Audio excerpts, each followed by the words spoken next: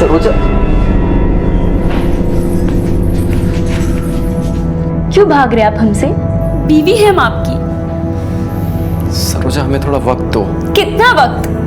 8 महीने हो गए हमारी शादी को, और आप तो हमें छूने से भी कतराते हैं। प्री, बेकार की बहस करके हमारा दिमाग ना खराब करो। बेकार की बहस कर रहे हम आपसे। हम भी तो आपके कुछ लगते हैं ना। माँ जी हमें हमेशा कहती रहती हैं कि दादी बना दो, दादी बना दो। क्या जवाब दे हम उन्हें? बताओ आप। नहीं जान देंगे हम आपको, नहीं छोड़ेंगे हम आपको, नहीं।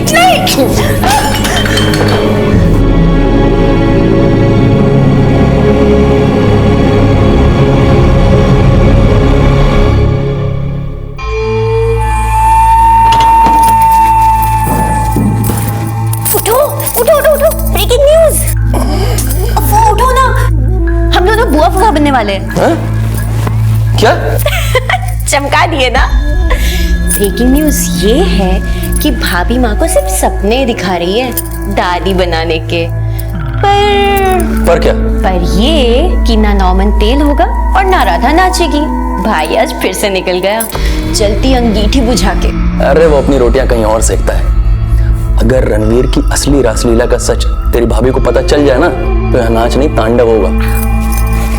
हमारी छुटकी बहनिया की शहनाई बजने के पहले अगर ये तांडव हो गया ना, तो रौनक छा जाएगी।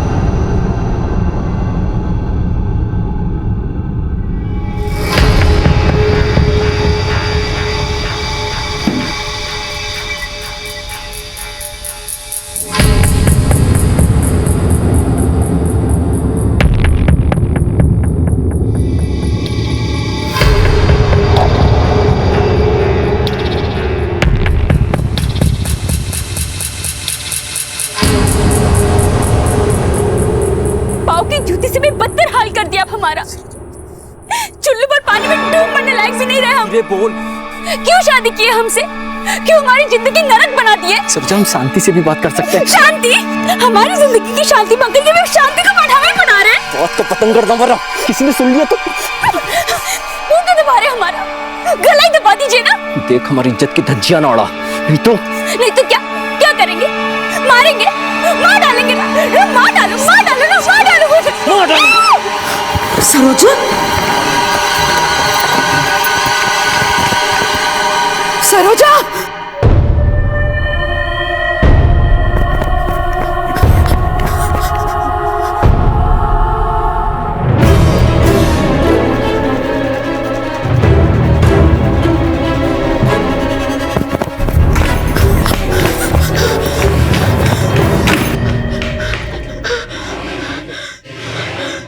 बैठिए, बैठिए, आप बैठिए।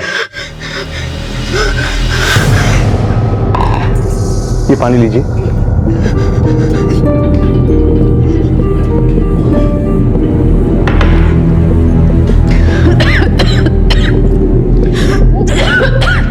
बताइए क्या हुआ है? वो सरोजा हमारी बहू। हे भगवान, क्या कर दिया तूने? देखिए निश्चिंत होकर बताइए क्या हुआ आपकी बहू के साथ? उसने मार डाला। किसने? डरिए मत, बताइए किसने मार डाला आपकी बहू को? हमारे बेटे ने हमारी बहू को मार डाला।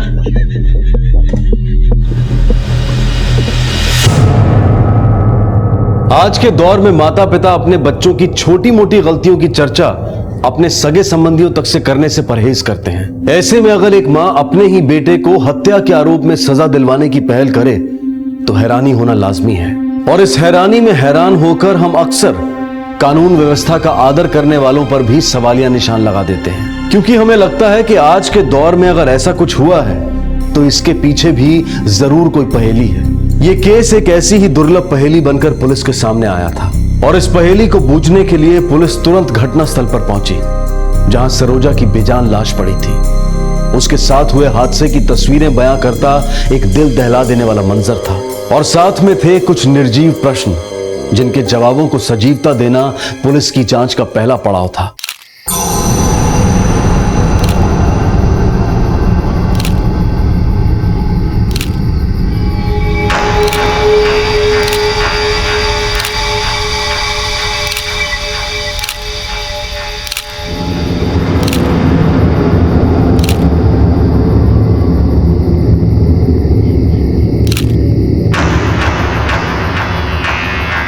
बॉडी को पोस्टमार्टम के लिए भेज दें। सर।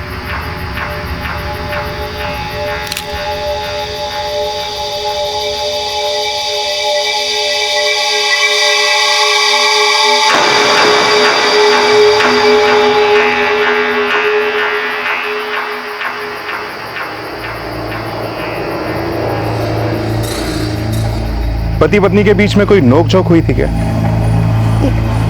नहीं सर, ऐसा तो कुछ भी नहीं था। आपका परिचय?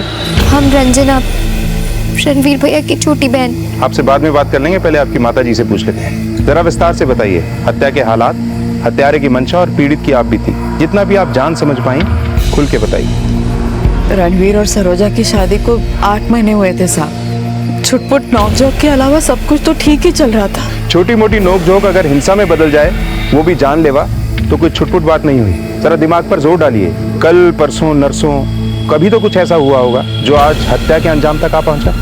हमें तो कुछ समझ में नहीं आ रहा है साहब। आज सुबह तक तो सब कुछ ठीक था। रंजना को देखने लड़के वाले आए थे आज, और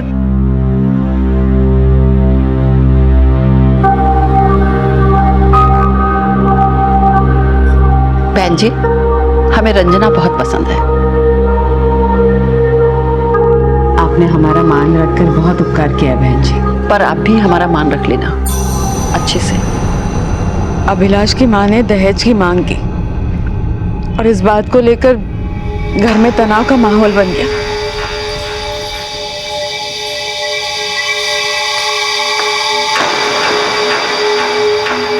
लड़के वालों की मांग पूरी करने के लिए ये जमीन बेचने के अलावा कोई रास्ता नहीं बचता। खबरदार जो जमीन बेचने की बात भी की तो 5 लाख नगद, कार, टीवी, फ्रिज, कहां से होगा इंतजाम? इतने भी गए गुजरे नहीं है हम रणवीर। गहने जेवर बेचकर विदा कर देंगे रंजना को, पर पुरखों की जमीन नहीं बेचेंगे।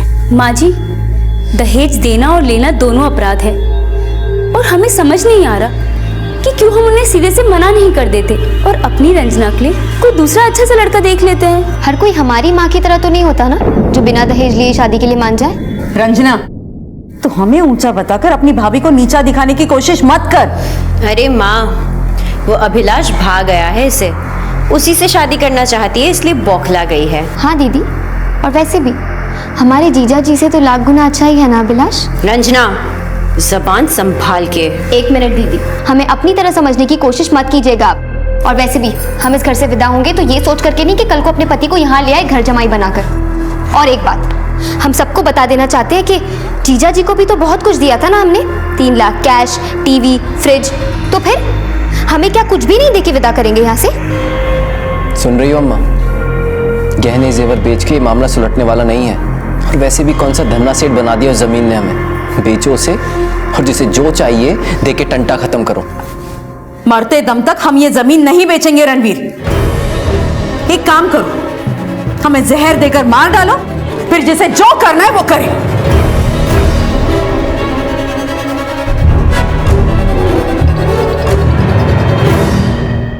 माँ जी, खाना?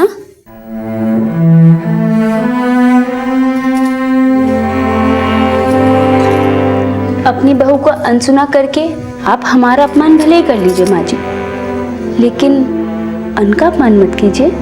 हम कभी किसी का अपमान नहीं करना चाहते बहू, पर इस घर में हमारी भावनाओं का हमेशा अपमान किया जाता है। आपको पता है माँ जी, भूखे पेट ना नकारात्मक विचार आते हैं और भरे पेट सकारात्मक। तू ना बहू है हमारी।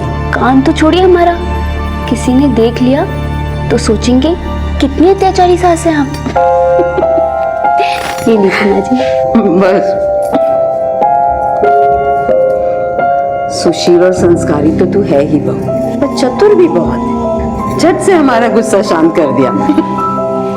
बस अब तेरी गोद भर जाए तो गंगा नहा ले। माँ बेटा बेटी के झगड़े का पति पत्नी के झगड़े से क्या वास्ता? कहीं ऐसा तो नहीं कि परिवार का झगड़ा रणवीर के सर चढ़ बैठा और उसने पति पत्नी की नोकझोंक में आग में घी का काम किया? हमने तो सरोजा को कभी भी ऊंची आवाज में बात करते नहीं सुना था साहब। बड़ी सहनशील थी वो। आज अचानक पता नहीं क्या हो गया जो रणवीर को इतना सुनाने लगी वो। सरोजा बोल क्या रही थी रणवीर से? क्यों शादी की है हमसे? क्यों हमारी जिंदगी नरक बना दी है? देख हमारी इज्जत की धज्जियां ना उड़ा। नहीं तो क्या करेंगे? हाँ, मारेंगे, मार डालेंगे ना, मार डालो, मार डालो ना, मार डालो, मार डालो। सरोजा, सरोजा,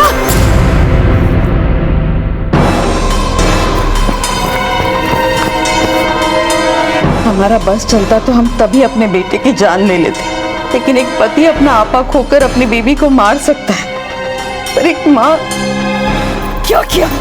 क्यों किया यार तूने? क्यों किया? इसी दिन के लिए पैदा किया था तुझे। क्या कर डाला तूने रणवीर? चल, अभी चल पुलिस के पास। नहीं माँ, पुलिस के पास नहीं जाएंगे, हमारी इज्जत चली जाएगी। क्या इज्जत बची है अभी? चल पुलिस के पास चल। नहीं माँ, पुलिस के पास नहीं जाएंगे। नहीं रणवीर रुक, रणवीर रुक जा, रणवीर। और वो कपूत भाग गया, अपनी बीबी को शरीर से और अपनी मां को जीते जी मारकर।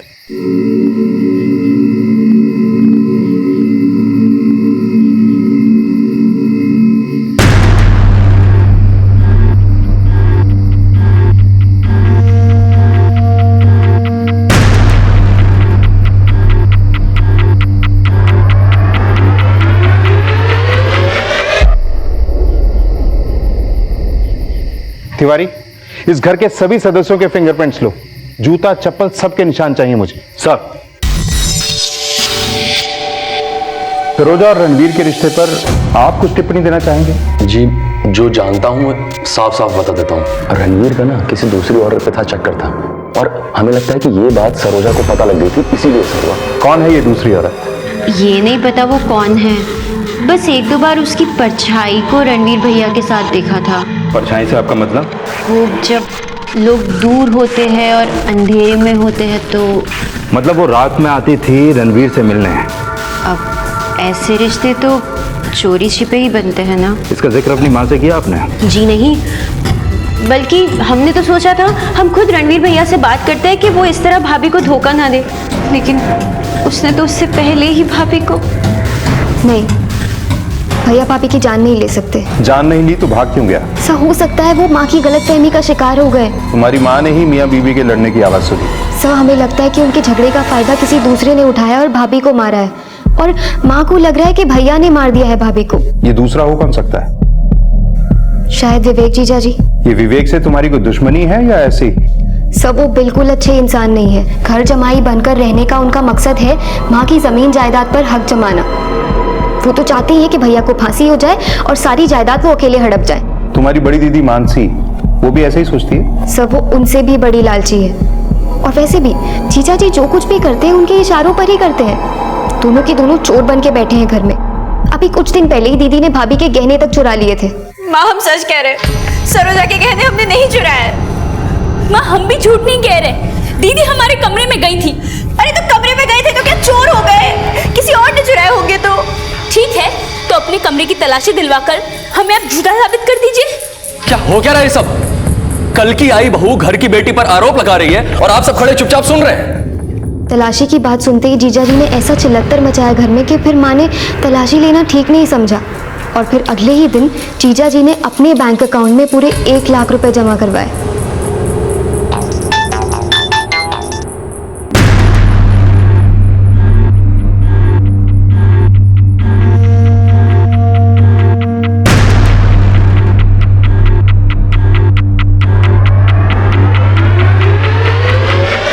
वो कुछ कमाते धमाते नहीं थे तो फिर कहां से आया इतना पैसा बैंक में डालने के लिए? और तुम्हें लगता है ये पैसे तुम्हारी भाभी के गहने बेचकर आए? जी सर।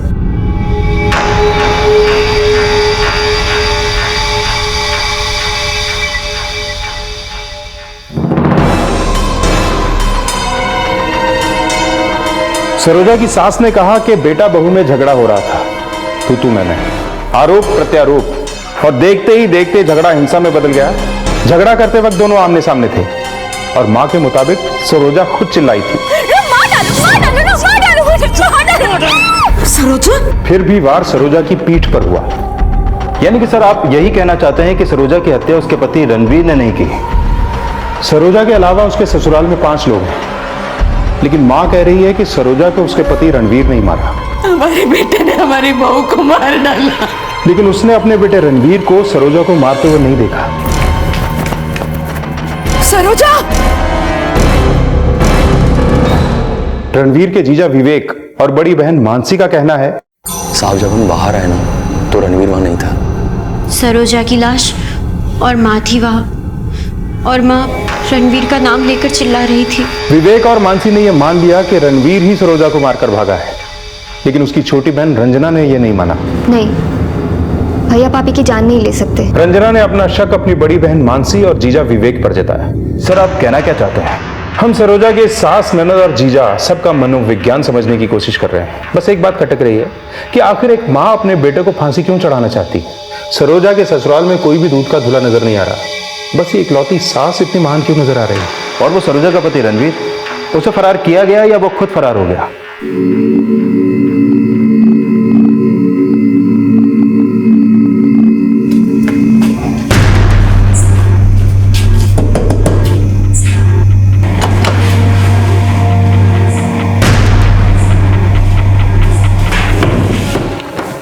सर आपको क्या लगता है कि रणवीर का वाकई में किसी औरत से चक्कर था या विवेक और मानसी जबरदस्ती ये कहानी बना रहे हैं? सरोजा के ससुराल में सभी टेढ़े हैं। कौन सच बोल रहा है कौन झूठ, ये समझने के लिए पहले जमीन बेचने का मामला समझना होगा। ऐसा करो, रणवीर के बैंक अकाउंट, लेन देन, कर्ज मुनाफा सबकी डिटेल निकलवाओ और उसके जीजा की भी। Okay sir. और सुनारों की दुकानों पे चेक करो कि वाकई मानसी और विवेक ने सरोजा के चुराए गहने तो नहीं बेचे थे। सर सरोजा की हत्या की यह पहेली अब पारिवारिक रिश्तों के राज सामने ला रही थी। सवाल सवालों में उलझते जा रहे थे और करीबी रिश्ते अब बनावटी नजर आ रहे थे। सरोजा को इंसाफ दिलवाने के लिए अपने बेटे को सूली पर चढ़वा देने की एक मां की मंशा क्या वाकई उसकी महानता का परिचय दे रही थी, या फिर असलियत से अभी तक खुद उसका परिचय नहीं हुआ था? अपराध का आधार, अपराधी की मंशा, पीड़िता की आप बीती और हत्या का वृतांत समझने के लिए अब पुलिस को सरोजा के पति रणवीर की तलाश थी।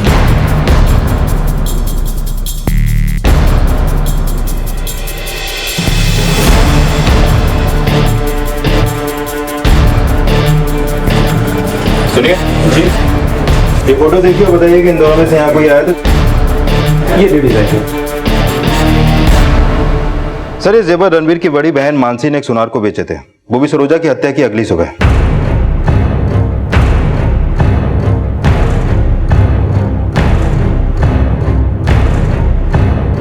मतलब रंजना सही कह रही थी, मानसी और विवेक घर बैठे चोर ही हैं।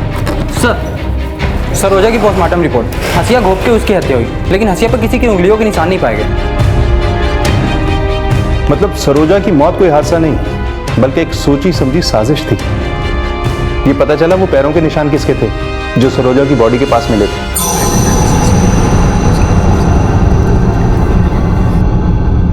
माताजी, अभिलाष की माताजी पूछ रही हैं अगर आपको उनकी मांगे मंजूर हो, रंजना और अभिलाष की तारीख पक्की कर दी जाए। ठीक है, हम खबर भिजवा देंगे। जय माता। माँ, हम सोच रहे हैं एक छोटा सा व्यापार शुरू कर दें। अच्छी बात, करो शुरू। लेकिन माँ, आप तो जानती है ना, आजकल बिना लागत लगाए कुछ भी नहीं होता। तो हम सोच रहे थे कि आप रंजना की शादी के लिए जो ज़मीन बेचेंगे उसमें से थोड़े पैसे हमें भी। हम ना पुरखों की जमीन बेचेंगे और ना ही दहेज देंगे। सरोजा की भी यही राय थी। उसकी आत्मा को शांति मिलने के लिए उसके विचारों का हम इतना तो मान रख ही सकते हैं ना। गिरफ्तार कर लो इस पति पत्नी को। लेकिन साहब, हमने क्या किया है? चोरी के सबूत मिल चुके हैं और सरोजा की हत्या का सच हम उगलवा लेंगे। साहब, आपको कोई गलतफहमी हुई है? हम भला सरोजा को क्यों मारेंगे? तेरे जूतों के निशान मिले हैं सरोजा की हत्या वाली जगह पर। अरेस्ट कर लो इन्हें।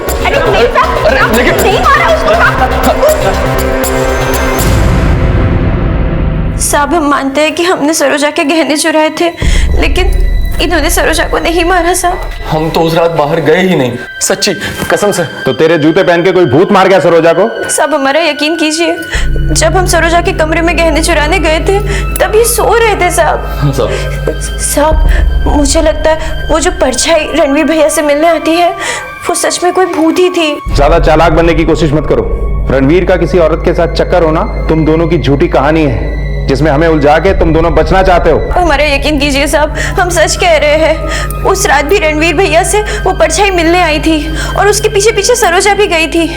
उसी का तो फायदा उठा के हम उसके कमरे में घुसे। वरना आप ही बताइए साहब, ये चोरी हम कैसे करते? सब हमें नहीं लगता कि रणवीर भैया का किसी के भी साथ कोई चक्कर था। हमें लगता है वो दोनों जरूर आपसे कोई झूठ बोल रहे हैं। कहीं आप ही तो कुछ छुपा नहीं रही है ना हमसे?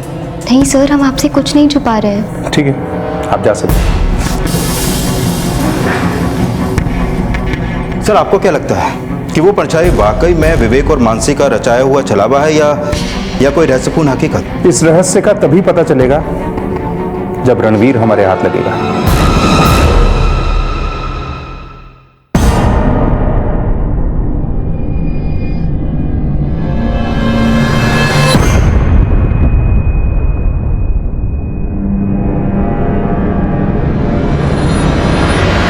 कौन? रणवीर? रणवीर रुको! रणवीर रुक जाओ! रणवीर! रणवीर! माँ, क्या हुआ? वो रणवीर आया था यहाँ। हाँ? रणवीर भैया? विवेक और मानसी की गिरफ्तारी के बाद सरोजा की सास का ये कहना कि रणवीर घर आकर जमीन के कागज चुरा कर ले गया है, पुलिस के मन में कई सवाल खड़े कर रहा था। अगर रणवीर को जमीन के कागज चुराने थे तो ये काम उसने सरोजा की हत्या से पहले क्यों नहीं किया? हत्या करके फरार होने वाला अपराधी चोरी करने के लिए घर वापस क्यों आया? सरोजा की हत्या की पहेली सुलझाने में जुटी पुलिस अब उसके ससुराल की पुश्तैनी जमीन के कागजात चोरी होने की वजह जानने की कोशिश में थी।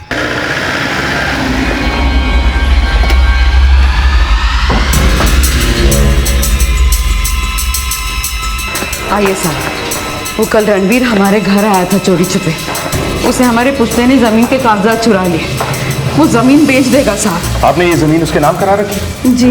रणवीर कल रात को यहाँ पे आया था, तो इसकी सूचना आपने कल रात को हमें क्यों नहीं दी? आप तो उसे गिरफ्तार कराना चाहती हैं। जी, वो कल रात हमें लगा कि हमें कोई वहम हुआ है, पर सुबह उठ के जब जमीन के कागजात नहीं मिले तो हमें यकीन हो गया साहब कि रणवीर चुरा कर ले गया कागजात।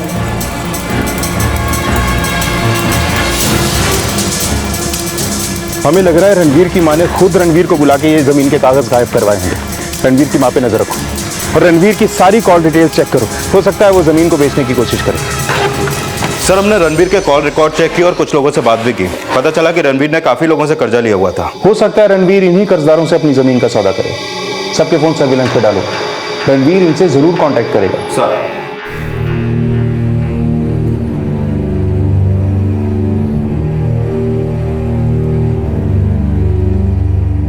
हम आपसे अभिलाष के बारे में कुछ बात करना चाहते हैं। हम जानते हैं बेटा, तू अभिलाष को पसंद करती है, लेकिन माँ अभिलाष दहेज के खिलाफ है। हम मिले थे उससे, उसने कहा है कि वो अपने माँ बाप के खिलाफ भी जाने के लिए तैयार है। लेकिन बेटा हाँ, हम कह रहे हैं ना, हमारे साथ रहने के लिए वो अपने माँ बाप से भी अलग हो जाएगा। बस उसने कहा है कि हम उसके साथ मंदिर में जाकर शादी कर लें। अगर तेरी इसी में खुशी है तो हम मना नहीं करेंगे बेटा, हम खुद तुम दोनों की शादी करवाएंगे। काश इस खुशी में पूरा परिवार साथ होता, लेकिन सब बिखर गए। सर, आज सुबह मंदार नाम के एक साहूकार को रणवीर ने कॉल किया था। उसने आज शाम को चंदौली बाजार में उसे मिलने के लिए बुलाया है।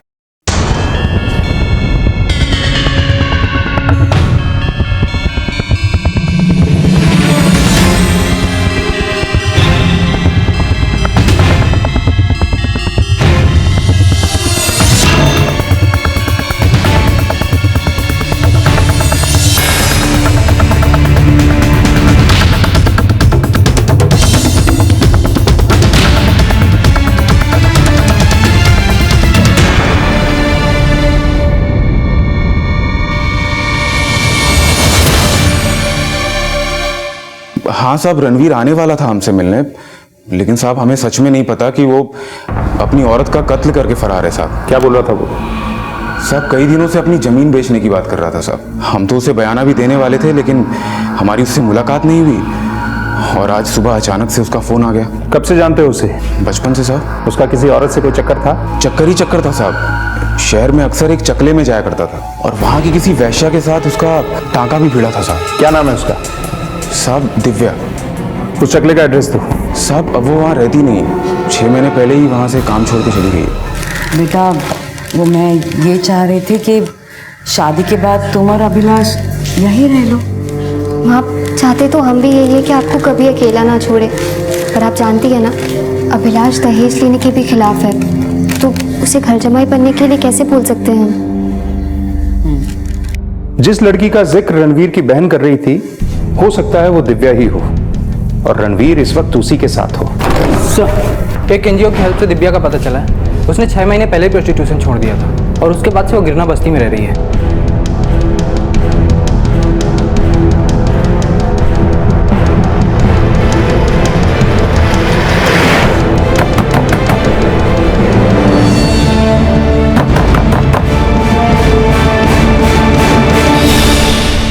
रणवीर कहाँ है?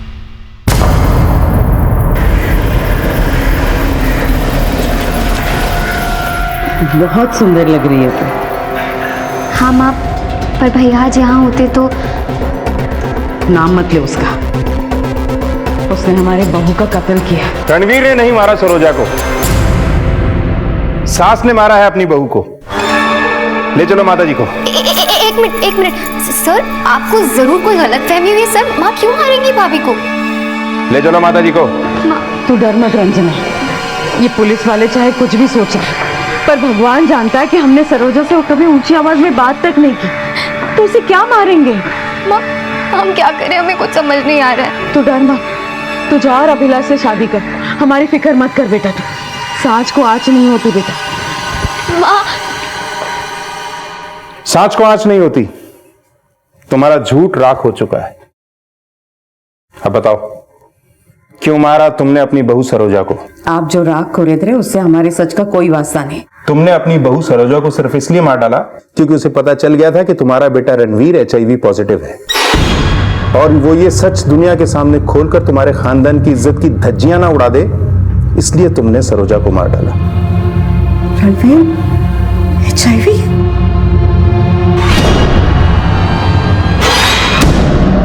रणवीर कहाँ है? रणवीर हमसे शादी से पहले मिला करता था। हमें पता चला कि हम HIV पॉजिटिव हैं। हमने रणवीर से भी कहा कि वो भी अपना चेकअप करवा ले। रणवीर इस बात से बहुत घबरा गया था। हमने उसे हिम्मत दी और अपने डॉक्टर के पास ले गए।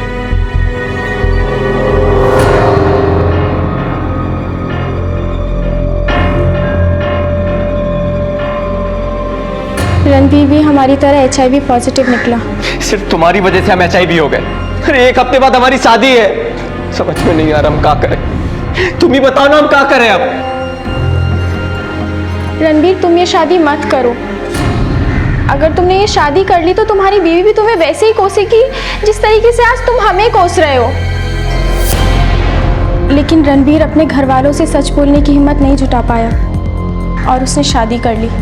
पर हाँ, उसकी एक अच्छी बात थी कि उसने अपनी बीवी के साथ कोई संबंध नहीं बनाया। मतलब शादी के बाद भी वो तुमसे मिला करता था? नहीं सर, हम सिर्फ फोन पर बात किया करते थे। वो चाहता था कि हम मिलते रहें, लेकिन सर हम नहीं चाहते थे कि वो फिर से हमारी वजह से किसी मुसीबत में पड़ जाए। उस लड़की की बात की पुष्टि करने के लिए हम उस डॉक्टर से भी मिले जिससे रणवीर अपना इलाज करवा रहा था, और वहां इस बात की पुष्टि हुई कि सरोजा की मौत के बाद भी तुम रणवीर से मिल रही थी। जी हाँ, रणवीर का इलाज हम ही कर रहे हैं। वो अक्सर यहाँ आता जाता रहता है। अभी कल ही उसका फोन था, उसकी तबीयत खराब थी तो हमने उसे अपने क्लिनिक आने को बोला। आपको किस नंबर से फोन आया था? आप हमें वो नंबर दिखा सकते हैं? जी हाँ सर, ये देखिए। वो नंबर तुम्हारा ही था। हम झूठ नहीं कुरेद रहे हैं, बल्कि तुम्हें सच का आईना दिखा रहे हैं। तुम जानती थी कि तुम्हारा बेटा रणवीर HIV पॉजिटिव है। उसके बाद भी तुमने सरोजा की उससे शादी होने दी। जब सरोजा को तुम्हारे बेटे की सच्चाई पता चली तो तुमने सरोजा को जान से मरवा दिया, और उसकी हत्या का आरोप अपने बेटे पर सिर्फ इसलिए मर दिया क्योंकि तुम्हें लगता था कि रणवीर कुछ ही दिनों का मेहमान है। अपनी जमीन के कागज तुमने खुद रणवीर को बेचने के लिए दिए। अपने आप को महान बताने के लिए तुम अपने बेटे को पकड़वाने की नौटंकी कर रही थी, जबकि सच्चाई ये है तुम इतनी दकियानूसी हो कि HIV पॉजिटिव होने को तुम हत्या के अपराध से भी ज्यादा घिनौना समझती। अब बताओ, कहां छुपाया रणवीर को?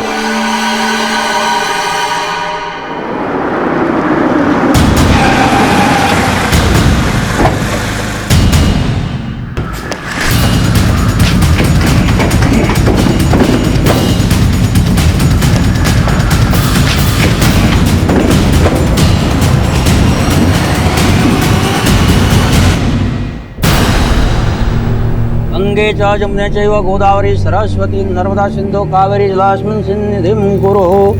ओम अपवित्रो पवित्रो वा यथावस्था गतोऽपि वा च स्मरे पुंडरीकाक्ष। ओम आभ्यंतरः शुचि। ओम पुनातो।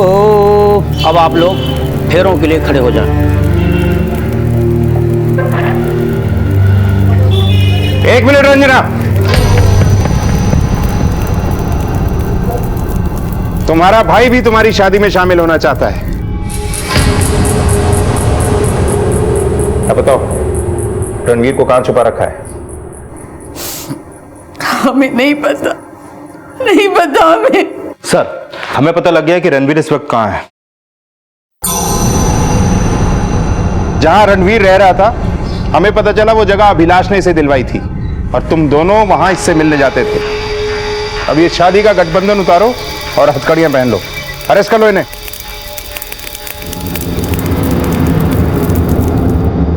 सर, हम सिर्फ हमारे भैया की मदद कर रहे थे। मदद तो करेगी ही, क्योंकि वो जानता था कि उसकी बीवी को तूने मारा और फंस बेचारा वो गया। नहीं सर, हमने भाभी को नहीं मारा।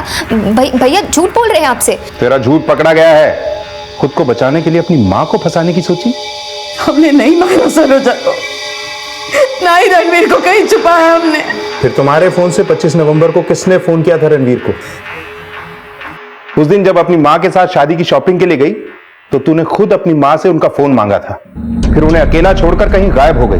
अपनी माँ की आंखों में धूल झोंककर तूने ही जमीन के कागज चोरी किए थे और अपने भैया के आगे जिद करके जबरदस्ती अपने नाम करवाए। सरोजा की मर्डर वाले स्पॉट पर जो जूतों के निशान मिले थे वो विवेक के ही थे, लेकिन तेरे घर के पीछे से होकर वो तेरे कमरे की खिड़की तक जाते थे। हमें पहले दिन से ही शक था कि जूते तो विवेक के ही थे, लेकिन उन्हें पहनकर तू ही ये कांड कर सकती है। लेकिन पहले विवेक और मानसी, और उसके बाद अपनी माँ के खिलाफ एक के बाद एक सबूत खड़ा करती रही, जिससे कि हमारा शक तेरे ऊपर जाए ही नहीं। अब सब कुछ बताती है या धुलाई करवाऊं? हाँ, हमने ही मारा है भाभी को। हमें पता चल गया था कि भैया HIV पॉजिटिव है। डॉक्टर की क्लिनिक से बाहर आते देख लिया था हमने उन्हें। हम क्या करें रंजना, हो गई हमसे गलती। इसका मतलब आपकी वजह से भाभी को भी ये हम तो आज तक उसे छुए भी नहीं, और यही वजह है कि वो हमसे आज तक चिड़ी हुई रहती है। अगर ऐसा ही रहा तो वो दिन दूर नहीं जब हमें नामर्द समझ के हमसे तलाक मांगने लगेगी। हमें लगा कि अगर भाभी को भैया की बीमारी के बारे में पता चल गया तो वो चुप नहीं रहेंगी, और अगर ये बात फैल जाती तो अभिलाष के घर वाले हमारी शादी कभी नहीं होने देते। बस इसीलिए भैया ने और मैंने मिलके भाभी के मन में शक पैदा करना शुरू कर दिया कि उनके पति की जिंदगी में कोई दूसरी औरत है, ताकि इस कारण से भाभी भैया से अलग हो जाए।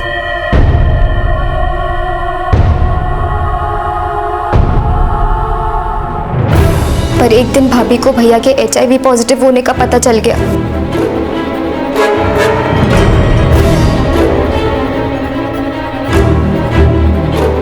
इतनी बड़ी बात छिपाई हमसे, इसलिए ये दूर दूर भागते ना हमसे। हमें माफ कर दो सरोजा। हम माफ कर दे? हम अभी इसी वक्त इस घर से जा रहे हैं, तलाक लेंगे हम आपसे। सरोजा, सरोजा, सरोजा, सरोजा हमारी बात सुन। सरोजा, सरोजा, सरोजा हमारी बात सुन, हमारी बात सुन। भैया की एक सुनने के लिए भी तैयार नहीं थी वो, तो हमने खुद ही उन्हें मारने की ठान ली और जानबूझकर हमने विवेक जीजा जी के जूते पहने।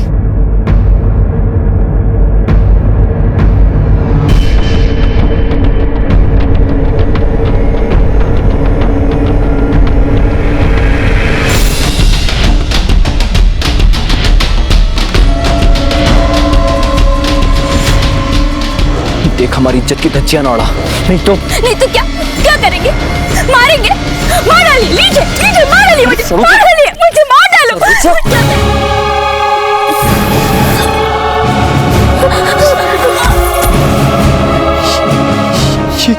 ये क्या किया तूने? भैया आप भाग जाइए। सरोजा,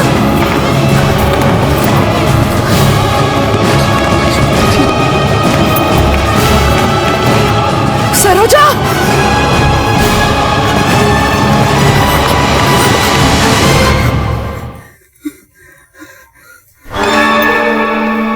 माँ ने भैया को देख लिया था और जब उन्हें आत्मसमर्पण करने के लिए कहा तो वो डर के भाग गए। हम भी नहीं चाहते थे कि हमारे भैया फंस जाएं, इसलिए हमने अभिलाष से मदद लेकर उन्हें वो जगह दिलवाई।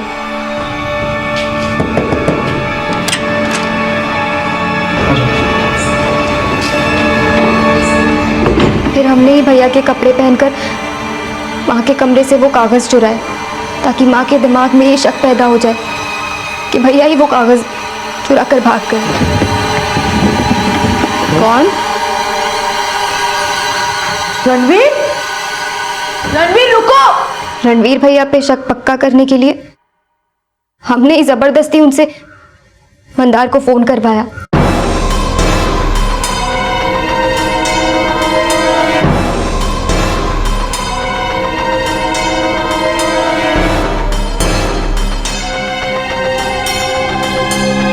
और बाद में वो पेपर्स अपने नाम करवा लिए।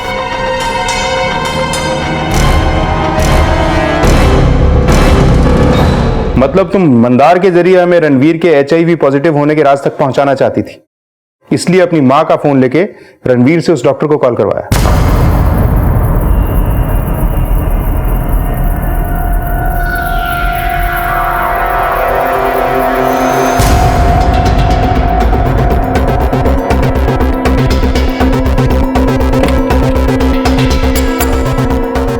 लेकिन हमने अभिलाष की और तुम्हारे मां के फोन की लोकेशन एक ही पाई।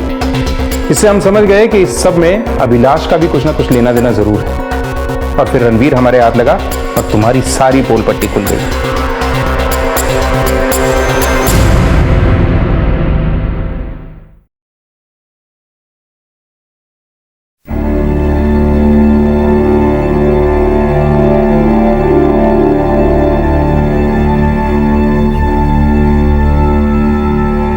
नजरें तो हमें झुकानी चाहिए बेटा। और शर्मिंदा मत करो अम्मा। शर्मिंदा तो हम महसूस कर रहे हैं आज। तेरी मन की दुविधा समझ ही नहीं पाए हम, और तुझे सरोजा का हत्यारा समझकर जली कटी सुनाते रहे। नहीं अम्मा, गलती हमारी है कि हम आपको आज तक सच बताने की हिम्मत नहीं कर पाए। हमने आपको ही नहीं, सरोजा को भी धोखा दिया है। हमें माफ कर दो अम्मा।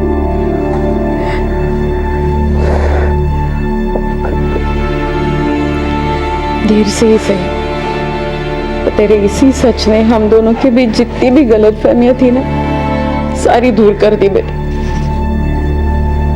और हम माँ बेटों को फिर से मिला दिया। देखा सच का असर। सच्चा दृश्य अगर आईने में देखा जाए तो विपरीत आकार का नजर आता है। अगर किसी झूठे के नजरिए से देखा जाए तो सच साजिश नजर आता है। और सच अगर चुप्पी साध ले तो बोलबाला झूठों का हो जाता है। माना कि सांच को आंच नहीं होती, लेकिन हम ऐसी नौबत ही क्यों आने दें कि हमारे सच को परखने के लिए उसे आंच दिखाने की जरूरत पड़े। HIV पॉजिटिव होना कोई अभिशाप नहीं है। दूसरी बीमारियों की तरह यह भी एक बीमारी है। लेकिन चिंता की बात यह है कि हमारे देश में आज भी HIV पॉजिटिव इंसान को गलत नजर से देखा जाता है। हैरानी की बात यह है कि आज की पीढ़ी के कई पढ़े लिखे लोग भी HIV पॉजिटिव इंसान को नीची नजर से देखते हैं। रंजना ने अपने HIV संक्रमित भाई को इतना लाचार बना दिया कि वो ना चाहते हुए भी उसके हाथों की कठपुतली बनकर रह गया। HIV एड्स को लेकर आज भी लोगों के मन में कई तरह की भ्रांतियां हैं।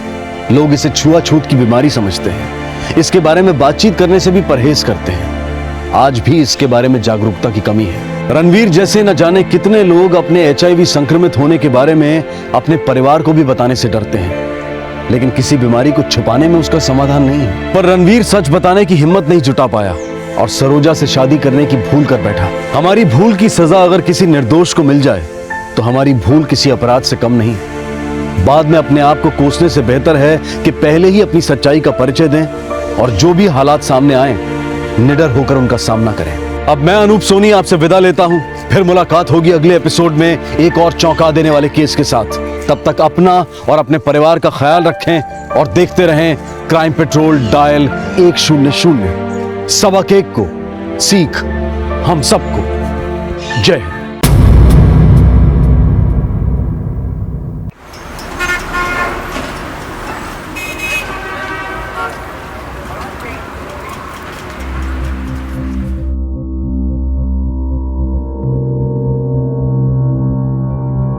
अंता, मैं क्या सोच रहा था, हम लोग 4 धाम की यात्रा पर चलते हैं और फिर। अरे रे, तो आप इतनी देर से यही सोच रहे थे? हाँ। मुझे तो लगा कुछ परेशानी है और आपके साथ चलना। बाप रे बाप। क्यों भाई?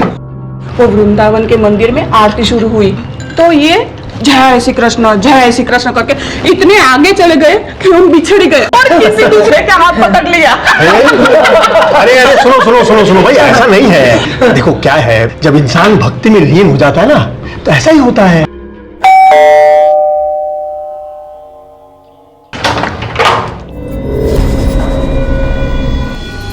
जी, समीर पटेल कौन है?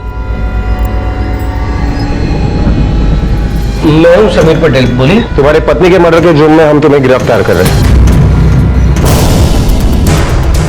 अरे मैंने कुछ किया नहीं। अरे मेरी बात काट रही है, ये क्या कर रहे हैं आप लोग? अरे बेटे को बचाओ ना, देखो ना।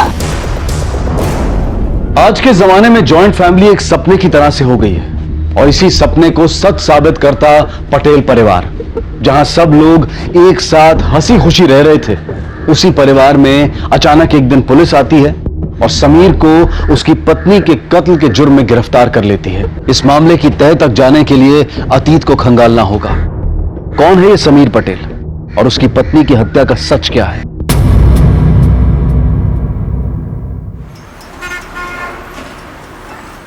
पिक्चर बहुत अच्छी थी ना? सलोनी को अच्छा लगा? हाँ मामा, बहुत अच्छा लगा। हेलो, हाँ रोशिश भाई। अरे नहीं रोशिश भाई, पिछली बार आपकी 6 साड़ियों में डिफेक्ट निकला था। अरे पता है, लेकिन इससे ग्राहक भी तो टूटते हैं ना। ठीक है, आप भेज दीजिए। ओके समीर, हाँ। अभी टाइम ही क्या हुआ है? इतने जल्दी घर जाके क्या करेंगे? चलो थोड़ा और घूमते हैं। हाँ पापा, गोला वाला, मुझे गोला खाना है। चलो गोला खाएंगे। ये बन गया? हाँ बन गया। ले लो, मैं बाइक निकालता हूँ। हाँ?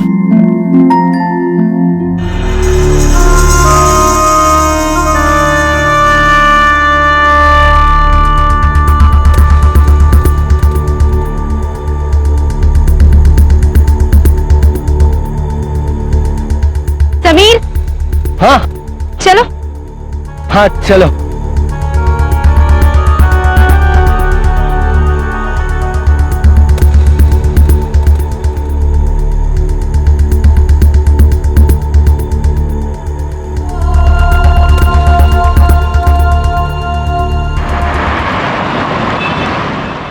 मैं निकलता हूँ, कल सुबह जल्दी काम पर जाना है। Okay, see you. Hi, I'm Aliona. याद आया?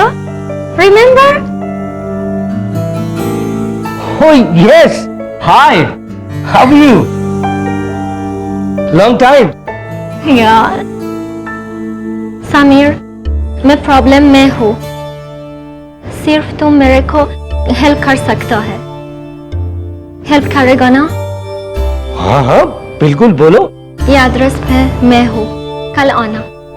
ठीक है, मैं कल आता हूँ।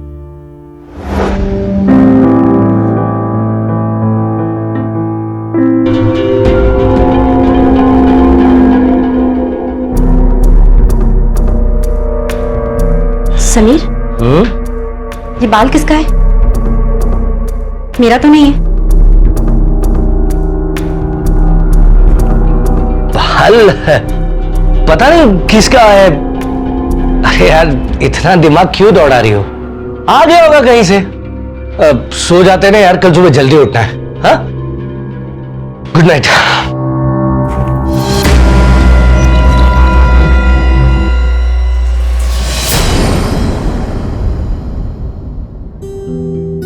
पापा क्या बना रहे हो? मैं अपनी गुड़िया के लिए बिल्डिंग बना रहा हूँ। ये देखो। समीर, समीर। हाँ आया, मैं अब भी आता हूँ।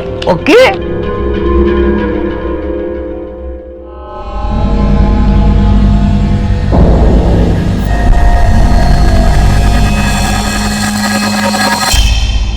क्या हुआ?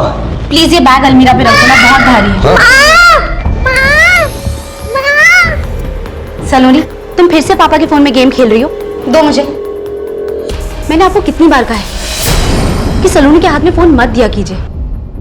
दिन भर फोन में गेम खेलती रहती है। लेकिन मैंने इसे फोन नहीं दिया, इसे खुद ले लिया होगा। मैं तो यहाँ पर हूँ ना, तुम्हारी हेल्प कर रहा हूँ। सलोनी, आइंदा से पापा के फोन में गेम नहीं खेलूंगी। माँ, मैं गेम नहीं खेल रही थी। मुझे कुछ नहीं सुनना। आज के बाद से पापा का फोन तुम्हारे पास नहीं होना चाहिए।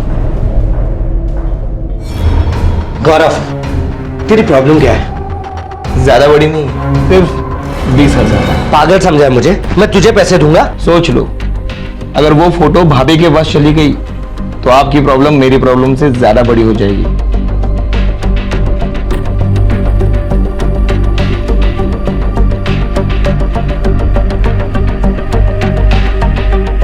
ये ले, शर्म आनी चाहिए तुझे। अपने भाई को ब्लैकमेल करता है। शर्म बहुत कोशिश की पर आई ही नहीं। बाय द वे, पैसों के लिए थैंक यू।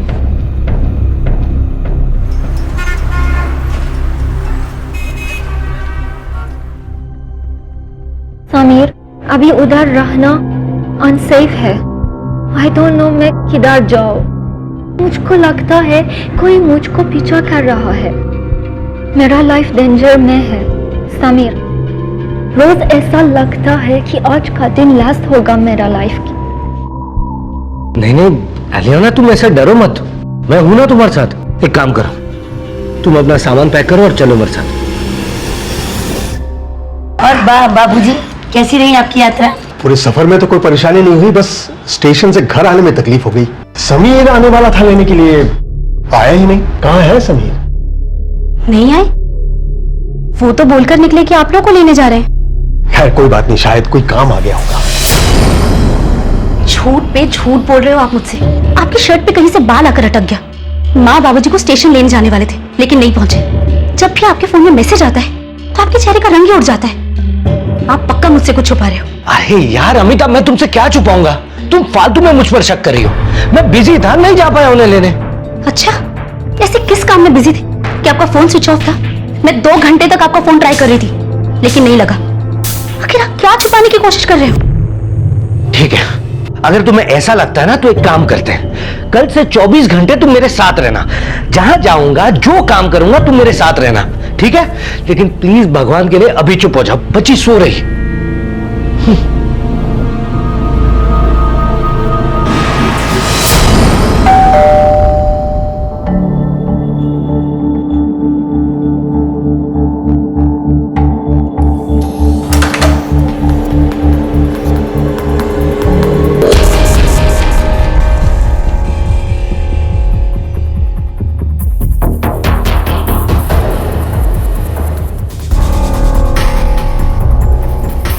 कम इन।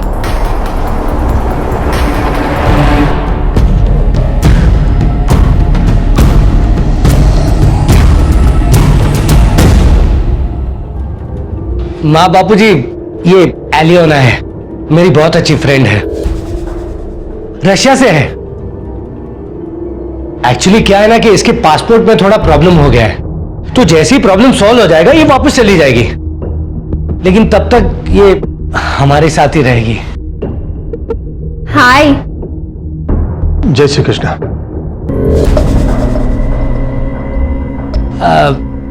अमिता, इन्हें गेस्ट रूम में ले जाओ, शील टेक यू। शंकर, बैग ले लो।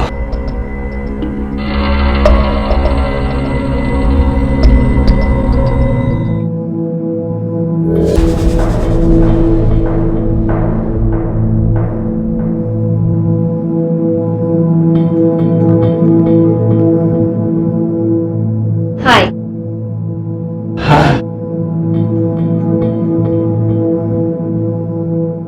कांता, मेरा नाश्ता मेरे कमरे में भिजवा देना।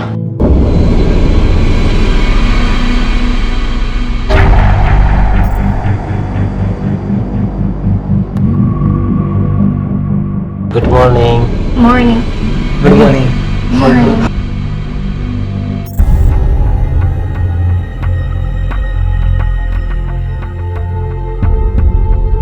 You look beautiful. Your name also. आप मुझसे हिंदी बोल सकते हैं, मैं समझती हूँ, बोलती भी हूँ, थोड़ा थोड़ा। You know हिंदी थोड़ा थोड़ा, I know English थोड़ा थोड़ा।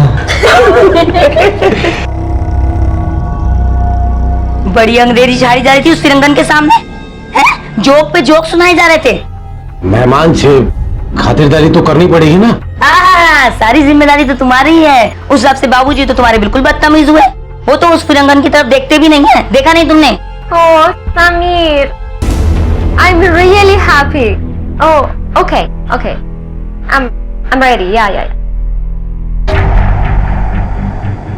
समीर मुझे पिक करने आ रहा है पासपोर्ट ऑफिस के लिए।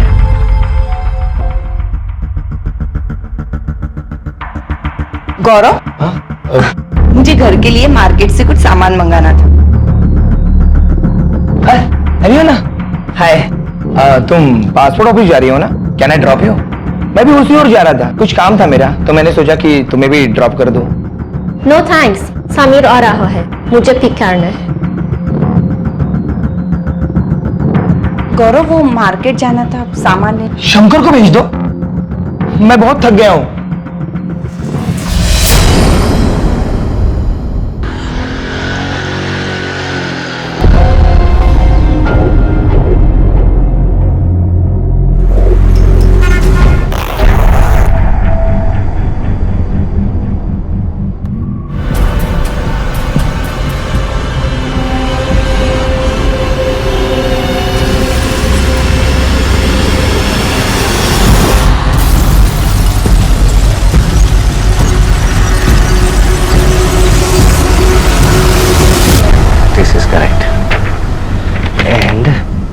I think we have the right papers. Let's leave. Amita, Amita, अच्छा सुनो, मुझे आते वक्त थोड़ा लेट होगा, डिनर तक आता हूँ। केम घड़ी घड़ी आनी पाछળ ફરે છે? तारू શું माथू खराब થઈ ગયું છે? हर बात का उल्टा मतलब क्यों निकालती हो? इसके पहले भी इसके सारे काम हाथ पकड़ के करवाते थे, जब देखो तब उसके पीछे घूमते रहते हो। अमिता यार, छोड़ो यार। एलियोना, लेट्स गो, कम। अमिता ने क्या कहा? नहीं कुछ नहीं, वो कह रही थी कि डिनर तक वापस आ जाए। कम, वी गेटिंग लेट।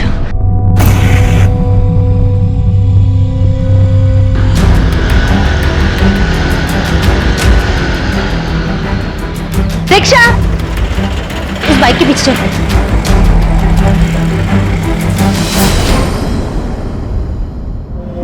एलियोना, तुम अमिता के बारे में कुछ भी मत सोचो, वो बस थोड़ी सी इनसिक्योर है और कुछ भी नहीं। नॉट ओनली अमिता, घर में सबको मेरे आने की वजह से प्रॉब्लम है, स्पेशली घर की लेडीज।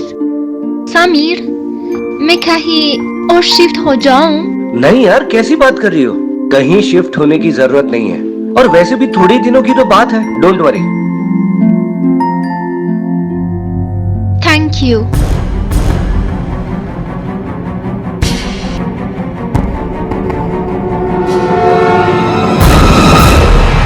कहते हैं इंसान को उसकी जुबान से नहीं बल्कि उसके कर्मों से पहचानना चाहिए। किस परिस्थिति में कोई इंसान किस तरह से बर्ताव करता है, इससे उसको और उसके व्यक्तित्व को जांचा जा सकता है। अल्योना के घर में आने से घर के सभी मर्दों के ईमान डोल गए थे, और दूसरी तरफ थी घर की महिलाएं जो इस भूचाल में अपनी गृहस्थी को डगमगाते हुए देख रही थी। अमिता की समस्या इससे भी बड़ी थी। उसके मन में शक पैदा हो गया था, जो यकीन में बदलता जा रहा था कि समीर और अल्योना का दोस्ती से परे जरूर कुछ और भी संबंध है। पर वो संबंध क्या थे? कौन थी अल्योना? अचानक कहां से और क्यों आ गई थी? किस वजह से उसकी जान खतरे में थी? और समीर उसे इस खतरे से कैसे बचा सकता था? क्या समीर वाकई सिर्फ दोस्ती के नाते निस्वार्थ भाव से अल्योना की मदद कर रहा था, या बात इससे कहीं और गहरी थी? और इस गहराई के परिणाम क्या हो सकते थे? क्या यह किसी भयानक अंत की शुरुआत थी जिसकी आहट किसी ने नहीं सुनी थी? बस बहुत हो गया, अब इस फिरंगन का कोई ना कोई हल तो निकालना ही पड़ेगा। अमिता, अगर तुमने शुरू से ही समीर पर नियंत्रण रखा होता ना, तो आज ये नौबत ना आती। जबरदस्ती हमारे सिर पे बिठा रखा है फिरंगन को लाके।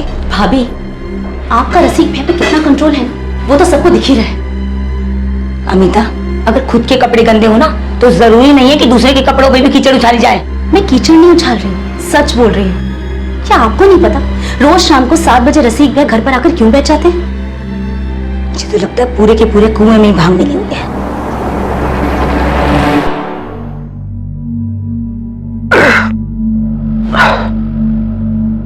कहाँ जा रहे हो आप?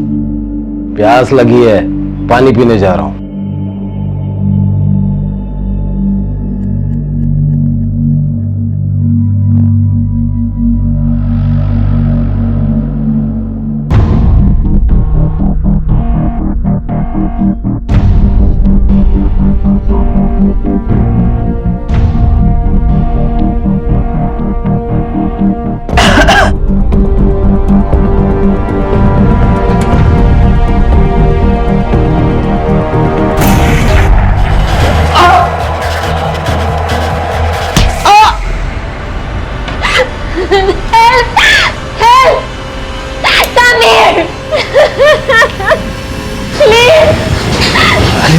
क्या हुआ? क्या हुआ? बेशरम, शर्म नहीं आई तुझे?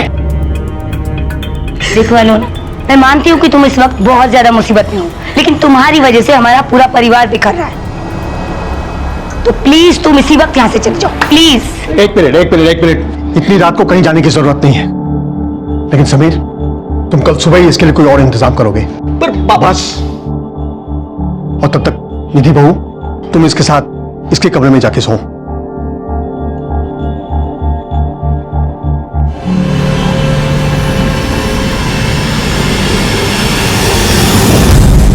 अल्योना एक विदेशी लड़की जिसने किसी मुसीबत में होने की वजह से पटेल परिवार के घर में पनाह ली थी। उस सभ्य परिवार के सभी लोगों के चेहरे से सभ्यता का नकाब उतर चुका था। दूसरी तरफ था समीर, जो अल्योना के लिए अपने पूरे परिवार से लड़ाई कर रहा था।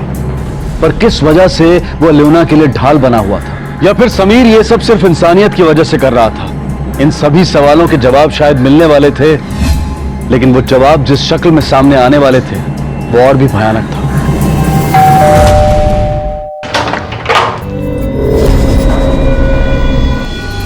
जी, समीर पटेल कौन है?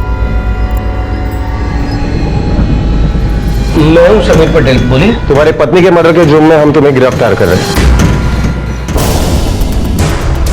अरे मैंने कुछ किया नहीं। अरे मेरी बात मान लीजिए, ये क्या कर रहे हैं आप लोग? अरे बेटे को बचाओ ना, देखो ना।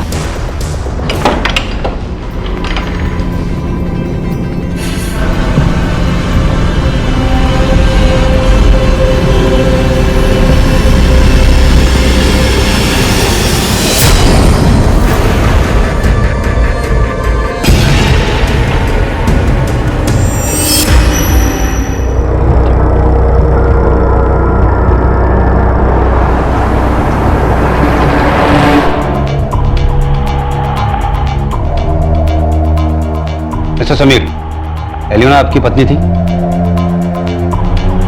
नहीं सर, पत्नी नहीं थी, सिर्फ दोस्त थी। मतलब आप उसे जानते थे, मिले थे उससे, तो आप ये कैसे कह सकते हैं कि वो उसकी पत्नी नहीं थी? क्योंकि इसकी पत्नी का नाम एलियोना नहीं है, अमिता है।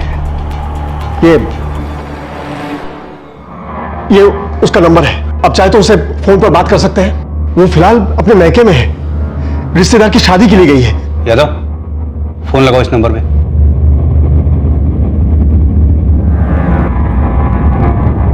सर, फोन स्विच ऑफ आ रहा है।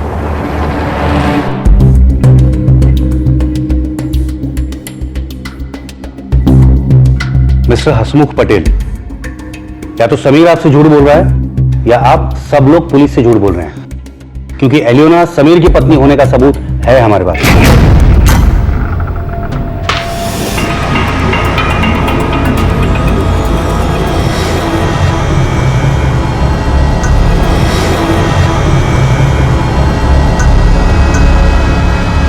सर, अंदर डाल इसको, और आप लोग प्लीज घर जाइए, अभी ये हमारा मेहमान है। सर मेरी बात सुनिए सर एक बार। चलिए। सर मैंने कुछ किया नहीं है सर, प्लीज। यादव, एक रशियन लड़की एक इंडियन लड़के से शादी करती है, उस लड़के के घर वालों को शादी के बारे में कुछ पता नहीं है, और फिर वो दूसरी शादी करके एक लड़की को घर लाता है। सर लेकिन इसकी दूसरी शादी तो गैर कानूनी है। एलियोना को पूरा पटेल परिवार जानता है, और उसका मर्डर हुआ ये किसी को पता नहीं चला, वो भी इतनी बेरहमी से। यस सर, एलियोना के सीने पर चाकू से लगातार वार किए गए, खून बहने की वजह से उसकी मौत हुई है।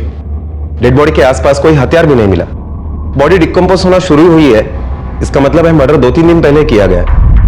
तुमने उसका होटल में पूछताछ की थी ना, कुछ पता चला वहां से? सर मैंने वहां पर भी पूछताछ की, लेकिन उस होटल में एलियोना ने पहली बार चेक इन किया था, इसलिए वहां कोई रिकॉर्ड नहीं मिला। हाँ सर, लेकिन एलियोना के बैग से जो 2 लाख रुपए हमने बरामद किए, मैंने फिंगरप्रिंट्स के लिए वो भेज दिए। ये पटेल परिवार के हर मेंबर की मोबाइल टावर लोकेशन और कॉल रिकॉर्ड सब मंगवाओ, सबसे पूछताछ करो, कोई छूटना नहीं चाहिए।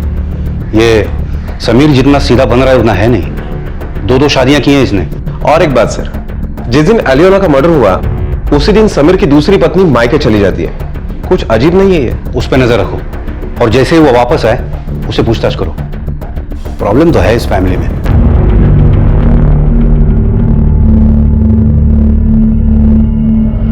सिर्फ समीर नहीं, आप सब लोगों ने मिलकर मुझे बेवकूफ बनाया। आप सबको पहले से ही पता था कि फिरंगन उसकी पत्नी है। आप सब लोगों ने मिलकर मुझे धोखा दिया, मेरी जिंदगी बर्बाद कर दी। अब मैं क्या करूं, कहां जाऊं इसे लेकर? अमिता विश्वास करो हमारा, पूरे घर में किसी को पता नहीं था कि समीर ने उससे शादी कर ली है, और ये वक्त रोने का घबराने का नहीं है। उसे तुम्हारी जरूरत है, हम सबकी जरूरत है। देखो घर के झगड़े तो हम बाद में भी निपटा सकते हैं ना, पर अभी समीर को बचाना बहुत जरूरी है, इस बात को समझो तुम।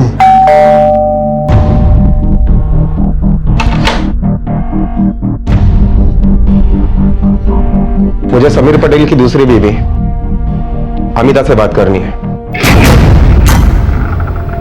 एलियोना और समीर के बारे में आप क्या जानती हो? मतलब उन दोनों के बीच में रिलेशन कैसा था?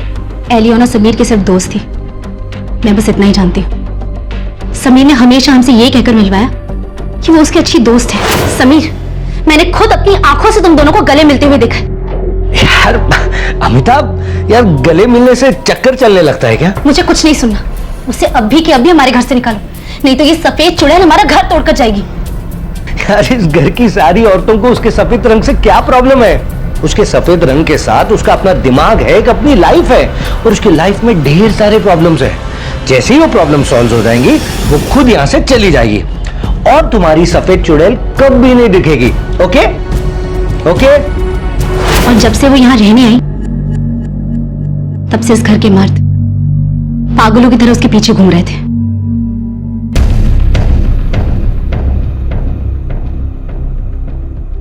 जिस दिन एलियोना का कत्ल हुआ उसी दिन आप भी अपने मायके चली गई थी। आप ये कहना चाहते हैं कि मैं?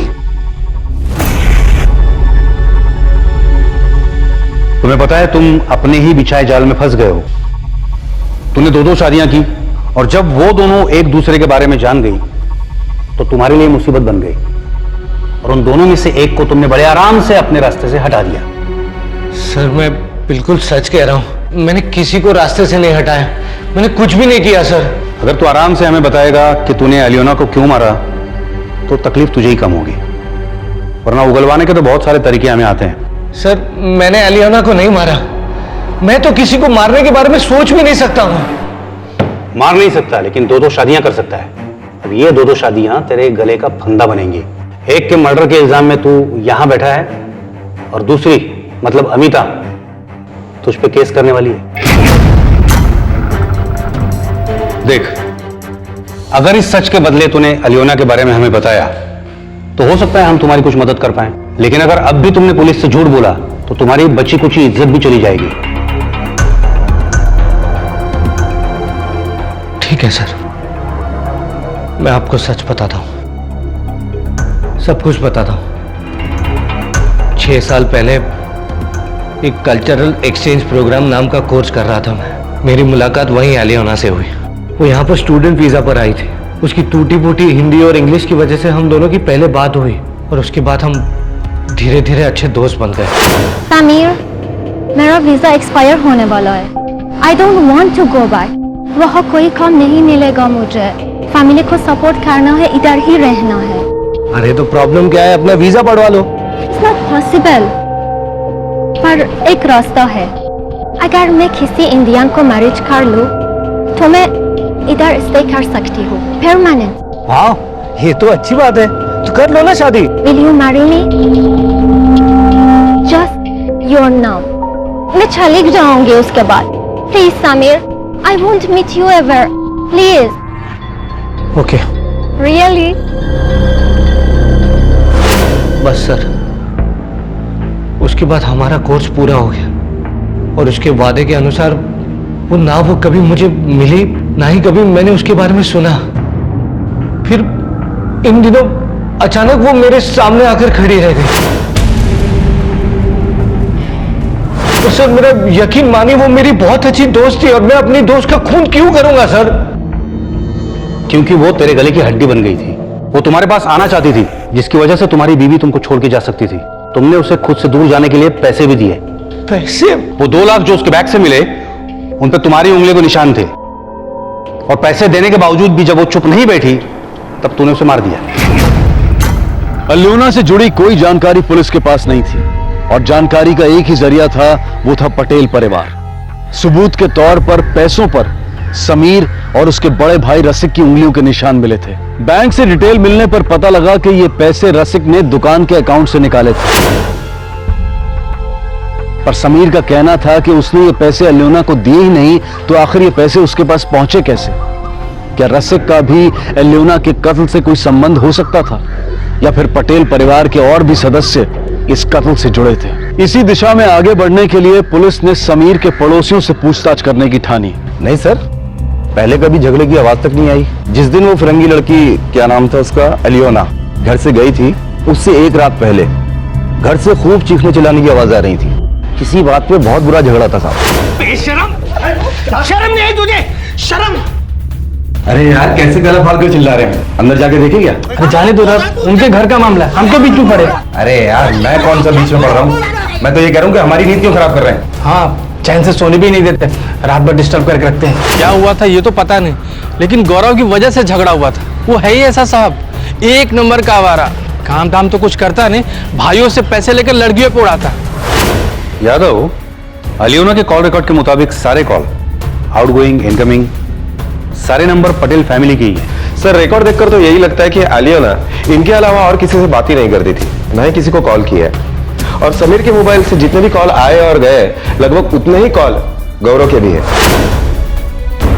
पर यादव, मर्डर के टाइम गौरव और समीर दोनों का टावर लोकेशन होटल से काफी दूर है। तो काम करो, एक गौरव को उठाओ। अलियोना के मर्डर केस में सस्पेक्ट्स की लिस्ट बढ़ती जा रही थी। यूं तो पूरा पटेल परिवार पुलिस की हिट लिस्ट पर था, लेकिन गौरव का नाम उभर कर सामने आया था। ये जानने के बाद कि गौरव काफी अय्याश किस्म का इंसान है और लड़कियों को खिलौना समझना उसकी आदत है। एक लड़की के मामले में तो बात अबॉर्शन तक पहुंच गई थी, जिसे बाद में गौरव ने धमकी और पैसे देकर चुप करवाया था। और अलियोना के फोन रिकॉर्ड्स भी बता रहे थे कि उन दोनों के बीच में काफी बातचीत होती थी। पुलिस का शक गौरव पर और गहरा हो गया था, और इसीलिए उन्होंने गौरव से पूछताछ आगे बढ़ाई। इससे पहले कि मैं तुझसे बुलवाने की ठान लूं, सच बोल। कॉल रिकॉर्ड से यह पता चलता है कि तू दिन रात उसे फोन किया करता था। नहीं सर, मैं सच बोल रहा हूँ। मैंने उसे कभी कॉल नहीं किया। बता दो सर, बता दो, मारो मत सर, सब सच सच बता दो, मारो मत।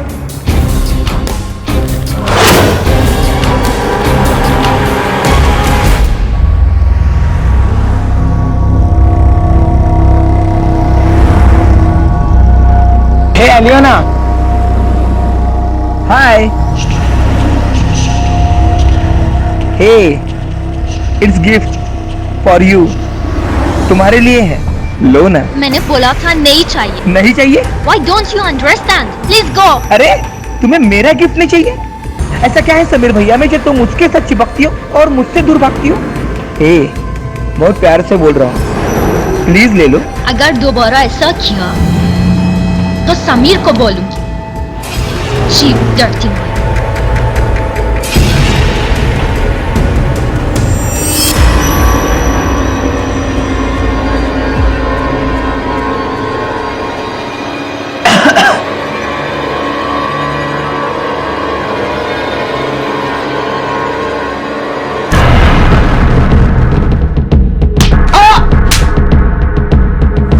सर उसने मेरी बहुत बेइज्जती की थी, वो मुझे सती सावित्री होने का राग दे रही थी। फिर मुझे पता चला कि समीर भैया ने उसे पैसे दिए, तो मैंने सोचा मैं भी पैसे दूं तो वो मान जाएगी, तो मैंने उसे पैसे भी ऑफर किए सर, लेकिन वो फिर भी नहीं मानी। और इसी बात का बदला लेने के लिए, और जो तुझे चाहिए था वो तुझे मिल नहीं रहा था, इसी वजह से तूने उसको मार दिया। सर मैं यकीन करो, मैंने उसे नहीं मारा, और सर जब से वो हमारे घर से गई है उसके बाद से मैंने उसे कभी देखा भी नहीं सर।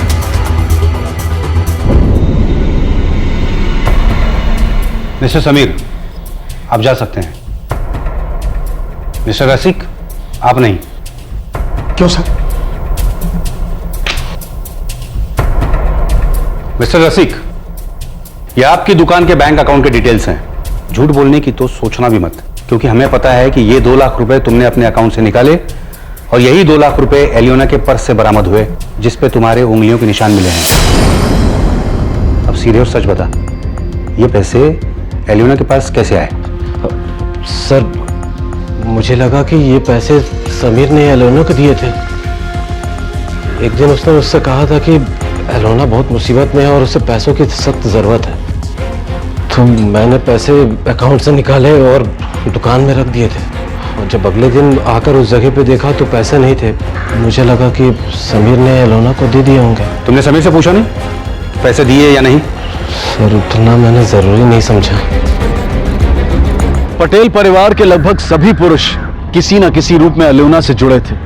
गौरव ने एलियोना का फायदा उठाना चाहा था, रसिक ने जो बैंक से पैसे निकाले थे वो एलियोना के पास मिले थे, और समीर उसने तो एलियोना को कानूनन अपनी पत्नी बनाया था। इनमें से कोई तो था जो पुलिस से झूठ बोल रहा था और जिसका ताल्लुक एलियोना के कत्ल से था, या फिर इनके अलावा कोई और भी था जो एलियोना के कत्ल को अंजाम दे चुका था और अब तक पुलिस की नजरों से बचा हुआ था। संदिग्ध कई थे लेकिन सबूत किसी के खिलाफ नहीं था, और फिर पुलिस के हाथ कुछ ऐसा लगा जिसने सबके होश उड़ा दिए। सर एलियोना के दूसरे नंबर के कॉल रिकॉर्ड्स आ गए। ये नंबर देखिए सर किसका है। पटेल फैमिली के इस मेंबर के बारे में हमने सोचा ही नहीं था। यादव, हम जो सोच रहे थे, मुझे लगता है ये केस उसका उल्टा ही निकलने वाला है। उठा लो इसको, खातिरदारी करते हैं इसकी। कितनी हैरानी की बात है कि हम तुम्हारे बेटों से पूछताछ करते रहे और तुम्हारी तरफ देखा तक नहीं। अब तू अपनी कहानी खुद सुनाएगा या हम सुनाएं? बता दो सर, सब कुछ सच सच बता दो।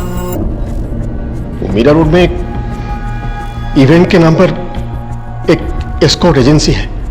मैं एक बार वहां चला गया और तब से मुझे रशियन लड़कियों की लत सी लग गई। मैं अक्सर एलियोना के पास जाता था सर। मैं उसका रेगुलर क्लाइंट था।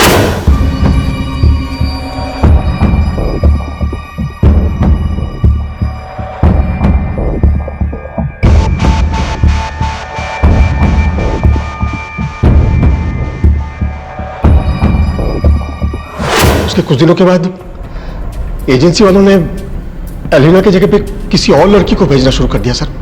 शायद ये उनका पॉलिसी हो। एलियोना का नंबर भी चेंज हो गया था सर। उसके बाद तो मैंने सीधा उसे समीर के साथ अपने घर में देखा सर। मैं तो बस इतना चाहता था कि वो जल्द से जल्द मेरे घर से चले जाए सर, लेकिन मैं उसे मारने के बारे में सोच भी नहीं सकता सर। मैं सच कह रहा हूँ सर, उसके मर्डर में मेरा कोई हाथ नहीं सर, मैं सच कह रहा हूँ सर। यादव, ये पटेल परिवार का हर मर्द कुछ ज्यादा ही रंगीन है। क्यों नहीं मार सकता तू उसे? अपने परिवार को बचाने के लिए, अपनी असलियत छुपाने के लिए तुमने उसे मारा होगा। बिल्कुल मार सकता है तू उसे। कत्ल का मकसद भी है तेरे पास। चल अब बता, कैसे मारा उसे? मैं सच कह रहा हूँ, मैंने नहीं मारा है उसे। और सर, आप लोगों से एक और विनती है, मेरे परिवार वालों को इसके बारे में कुछ मत बताइएगा सर, वरना मैं किसी को मुंह दिखाने के लायक नहीं रहूंगा सर। एक लड़की की जान चली गई और तुझे अपनी इज्जत की पड़ी है, इसे यहीं बिठा के रखो। सर, आपको क्या लगता है, यह सच बोल रहा है? पता नहीं, पता करना पड़ेगा। अल्योना के कत्ल का किसी को कोई दुख नहीं था, सब सिर्फ अपना बचाव चाहते थे, लेकिन पुलिस के पास किसी के खिलाफ कोई सबूत नहीं था। आखिरकार पुलिस ने पटेल परिवार के हर सदस्य पर निगरानी रखने के लिए अपनी टीम लगा दी। पुलिस इस केस को हल करने की पूरी कोशिश कर रही थी।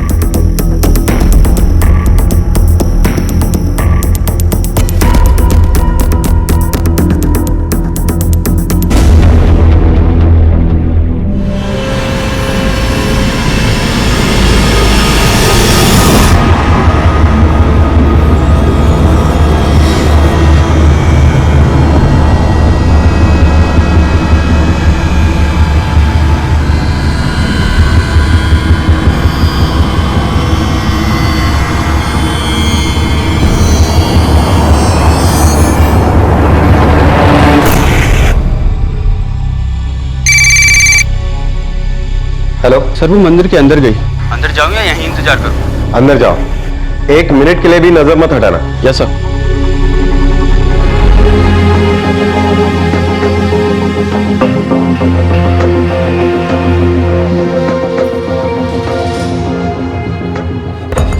सर, मुझे और तो कोई बात अजीब नहीं लगी, लेकिन एक बात जरूर अजीब थी कि मलाड से रोज मीरा रोड मंदिर जाना, जबकि मलाड में भी बहुत सारे मंदिर हैं। यादव, चलो इस पुजारी से मिलते हैं। इस औरत को आप जानते हैं?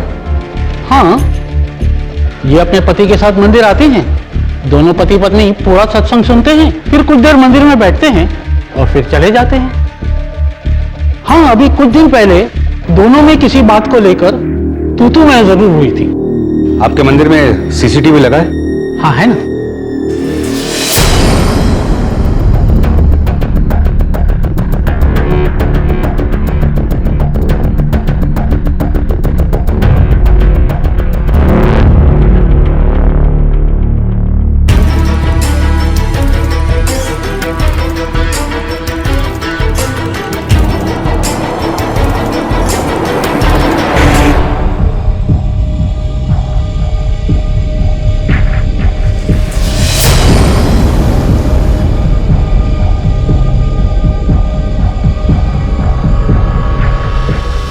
बहुत घुमाए इन लोगों ने। यादव, इन दोनों को एक साथ उठा के लेके आओ। हमें पता है तुम्हारा और गौरव का नाटक, पति पत्नी बन के मंदिर जाना और भी बहुत कुछ। हमें सिर्फ ये पता करना है कि तुम दोनों ने अलियोना के साथ क्या किया, उसे क्यों और कैसे मारा। सर, ये आप मुझसे क्या और क्यों पूछ रहे हैं? मेरे कुछ समझ में नहीं आ रहा। अच्छा, मतलब तुम आसानी से नहीं बोलोगी। देखा मैं सर, यादव को बोलो उसको कुछ खर्चा बने दे, हड्डियां तोड़ दो उसकी। Okay sir. अगर तुझे सचमुच की मार नहीं खानी है तो चिल्ला, जोर से चिल्ला, चिल्ला।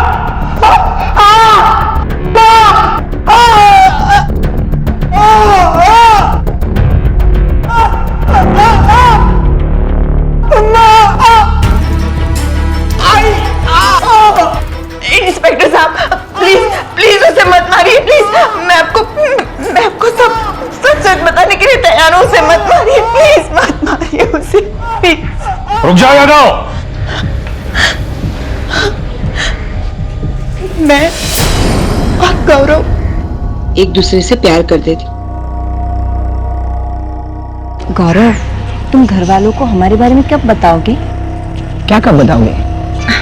अरे, हमारे बारे में, हमारे रिश्ते के बारे में। मैंने अब तक तुम्हारा इंतजार किया है और तुम जानते हो ना, मेरे घर वाले भी कब से मेरे पीछे पड़े, दूसरी शादी कर लो, दूसरी शादी कर लो। तो कर रही थी, क्यों नहीं की? क्योंकि मैं तुमसे प्यार करती हूँ। प्लीज यार, ये प्यार व्यार का नाटक प्लीज बंद करो।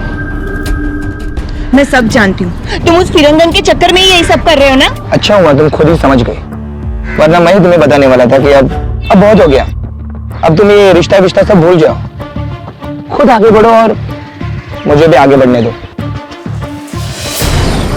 हाय, तुम पासपोर्ट ऑफिस जा रही हो? Can I drop you? मैं भी उसी ओर जा रहा था।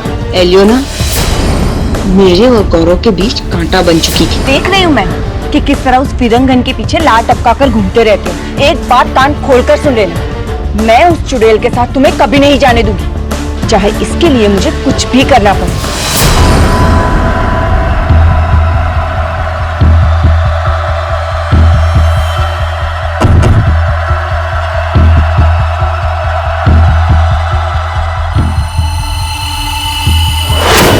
इसीलिए मैंने शंकर की मदद ली और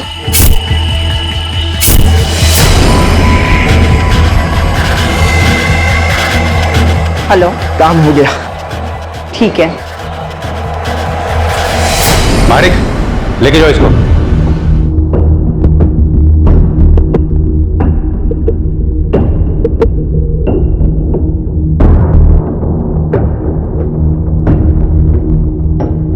कहते हैं प्यार दुनिया का सबसे खूबसूरत एहसास है। इसके जिंदा रहने से ईर्ष्या द्वेष जैसी चीजों से खुद ब खुद मुक्ति मिल जाती है।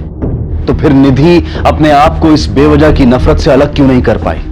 वो इसलिए क्योंकि वो जिसे प्यार समझ रही थी वो प्यार था ही नहीं। वो दरअसल पागलपन, हवस और अकेले रह जाने के डर का कुछ मिला जुला रूप था।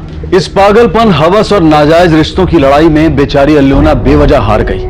वो अल्योना जो अपने परिवार को जिंदा रखने के लिए हर पल मरना कबूल करती थी, वो जो रोज नए शर्मनाक समझौते करती थी और सभ्य समाज की नजरों में गिरी हुई थी, वो सभ्य समाज जिसे हसमुख पटेल के परिवार जैसे लोग बनाते हैं, जिनका अपना रोम रोम पाप के हाथों बिक चुका है। इस पूरे जायज नाजायज रिश्तों के खेल में घाटा सिर्फ अल्योना और समीर को उठाना पड़ा।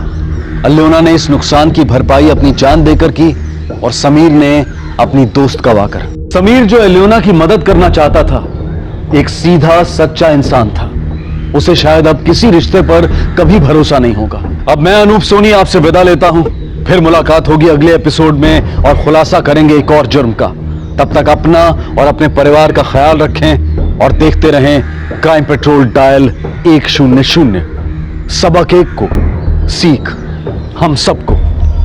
जय हिंद। इस तरह के और भी एपिसोड देखने के लिए हमारे चैनल को सब्सक्राइब करें और बेल आइकन दबाना ना भूलें।